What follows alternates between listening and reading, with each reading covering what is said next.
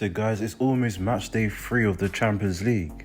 Here are some stats from the last match day that you need to know. Let's get straight into it.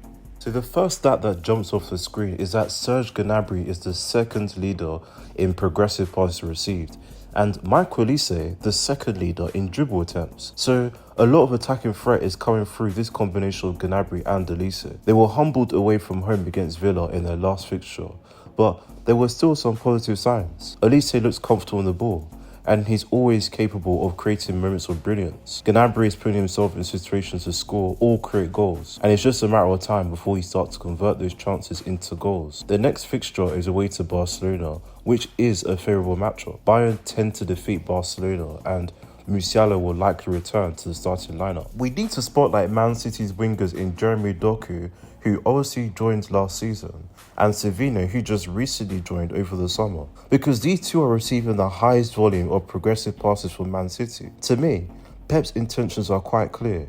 Real Madrid have Vinicius Jr. and Rodrigo. Man City now have two of their own attacking weaponries. Both players can play on either flank.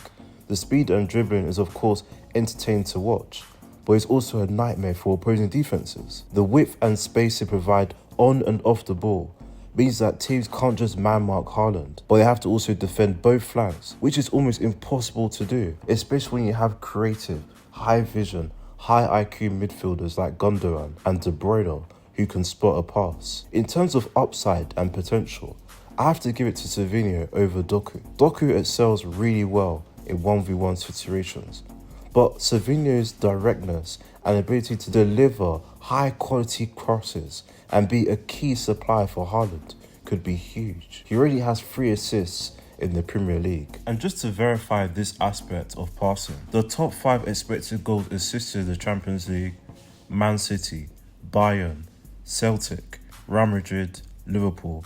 Yes, that's right, ladies and gentlemen.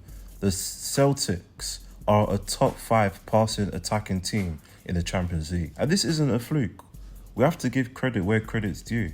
We talked about last week the addition of Arne Engels and what he brings to that midfield. A young star in the making. He's been a great addition. Tactically, under Brendan Rodgers, the team is more dynamic and fluid, more able to exploit spaces, leading to more expected goals and assists. Yes, it was a hefty defeat to Dortmund. Their defense needs more coordination, but in terms of creating opportunities to score, Celtic do have the pieces in place. Just depends on the matchup. Since the end of August, Martin Ødegaard has been out with an ankle ligament injury, and he's expected to return for Arsenal's matchup against Liverpool, but not in time for their next fixture against Shakhtar Donetsk. But what do we see in their last game? We saw the introduction of Leo Trossard, and almost immediately we saw an impact. He made an assist to Kai Havertz for their opening goal. Partey isn't that ball-playing deep-line midfielder. Just having an energetic, attacking-minded midfielder just opens up so much for Arsenal offensively and alleviates a lot of pressure on Rice, as we saw in the game against Atalanta. Another interesting stat are the players receiving the most targets in Real Madrid: Vinicius, Carvajal, Mbappe, Fran Garcia, then Rodrigo. Rodrigo still hasn't played a full 90 minutes in the Champions League and was benched against Lille. Carvajal has just been ruled out for the season, so that changes things. I think it's safe to expect more usage from Rodrigo as he gets more healthy. Vinny and Mbappe's targets will likely stay the same or continue to increase. With Fran Garcia, the threat and energy he brings to that left wing, it wouldn't be a surprise to see his targets remain the same, just because of the role he operates in making attacking runs.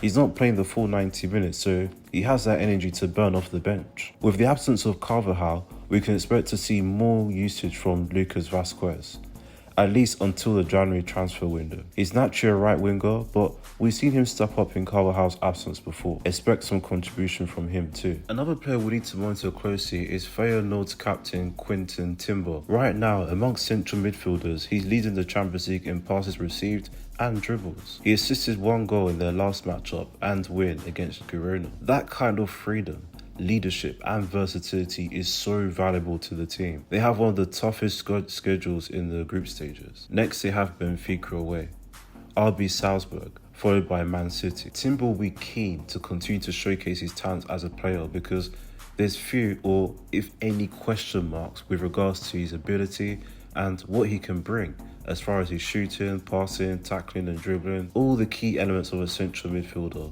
that makes the right decisions. Another central midfielder that looks comfortable on the ball and taking on players is AC Milan's new signing Youssouf Fofana, who leads the Champions League in attempts, but second in success. As I mentioned in the previous video, he's one of the transfers of the window. He's just the definition of a box-to-box midfielder. He really does a bit of everything defensively, and already we can see a bit of his talents offensively of his dribbling in the Champions League. You'd be interested to know that both Arsenal and Aston Villa are amongst the teams in the Champions League with the fewest pass attempts. And that's not necessarily a bad thing. Credit Aston Villa and how they were able to absorb attacking pressure from Bayern Munich and capitalise on their errors. Credit to Arsenal's defence too, and how they controlled the game despite facing a team that likes to dominate possession. We talked about the key addition of Trossard to the lineup and what he brought to the table. And oh, by the way, both teams are undefeated thus far in the Champions League. It's not always about maintaining possession. One of, or if not the best player thus far in the Champions League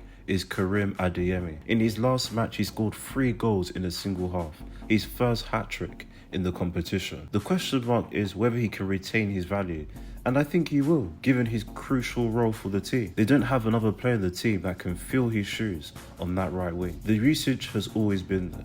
His speed and skill always puts him in a position to succeed. The midfield is even better with the addition of Pascal Gross. It's just a matter of finishing his chances, and we're seeing that already. That's gonna do it for match day 3 of the Champions League. Stay tuned for the next one, guys.